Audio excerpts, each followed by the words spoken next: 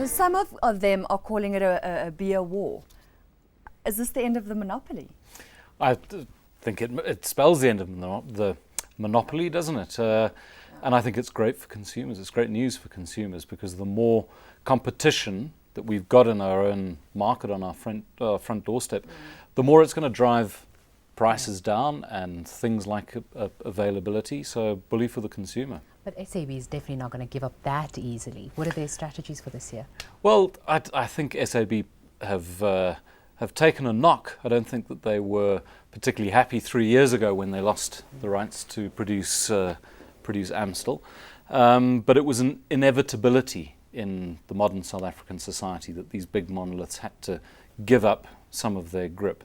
Sure, they're not going to lay down and give up the fight. They're going to be, I would imagine, their strategy is going to bring out fighting brands to counteract the power of Amstel and Heineken and whatever else might come into play in the market. But it throws the door open further for others to come in and play in a territory that has just been governed by one monolith up to now. But they'll get a small piece of that whole pie. Well, Either way, the new entrants. They're going to have to start off by getting a small piece of the pie.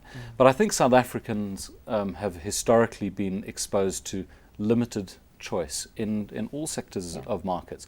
And what that does is it makes them more keen to adopt something new that comes into the market, which is greener pasture for new, smaller competitors. They come in and they can grow perhaps a little quicker. But do you think the market is big enough for these two to play together? In terms of the Heineken brewery and South African breweries, And SAB absolutely. I think the market is amply big enough. I mean, one's certainly, in order for one to grow, the other has to shrink some, but both of them are going to be attempting to grow the beer consuming market overall, because that's obviously a key strategic objective. So it's probably a bit of both. Eat some market share from you and help to grow the sector. Very quickly, if you were the marketing director for SAB Miller, what would be your strategy? Would you tackle it head on, or would you make peace with it and play together? No, I think tackle it head on.